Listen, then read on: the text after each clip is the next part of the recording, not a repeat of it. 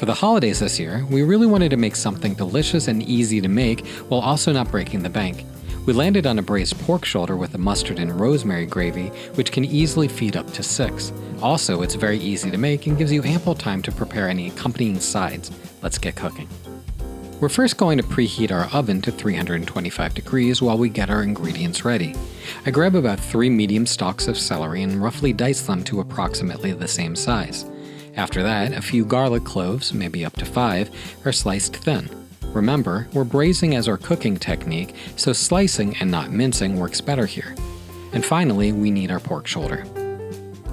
I bought one which was about 8 pounds and cut it in half, choosing the end with the bone still in. The first thing I did was truss the meat. It isn't that hard once you've done it at least once, and it's a good idea to do when braising large cuts of meat so it will keep its shape. First, I cut off a long length of kitchen twine. It's always better to have more than you think you'll need. Then you make a loop around one end and cinch the end as tightly as you can before tying it off in a knot. Then, you gradually work your way down the roast, making additional loops, weaving the twine along the way. Flip it over and weave the twine again on the other side before tying it on the end you started. It sounds harder than it is, especially the way that I'm describing it, but trust me, it's fairly easy. Lastly, I mixed together a good amount of salt and pepper in a bowl and then rubbed the mixture evenly on all sides.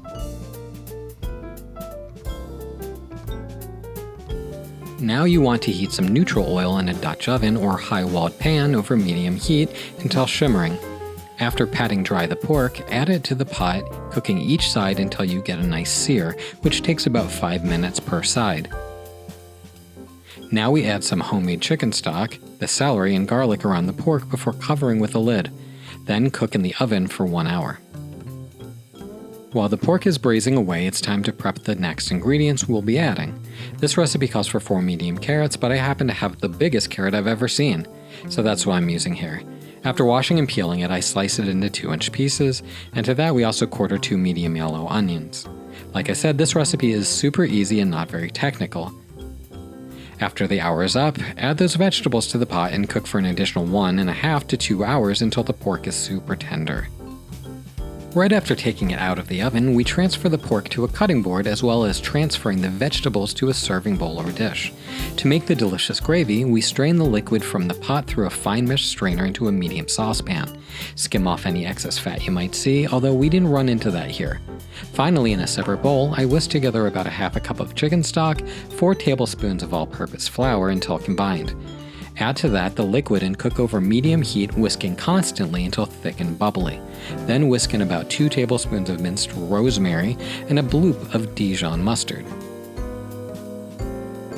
Back to the pork. If you haven't yet, remove the twine, and now you should be able to easily pull off a few chunks of meat. Then, using some forks, shred it into some nice pieces. Now we transfer the pork to the platter along with the vegetables, garnish with some rosemary sprigs and of course your gravy. I've made this recipe a few times now while developing it to my family's tastes, and each time I'm surprised how much I love it despite not loving similar roasts. The gravy is super balanced and the pork is super flavorful. Best of all, after working it out, the portions come out to be less than $4 per person. You can't beat that, especially around the holidays. Hopefully you try this out, and if you like what you saw, please consider liking and subscribing to our channel. From our family to yours, may your holidays be amazing this year. Thanks for watching, and don't forget, great minds eat alike.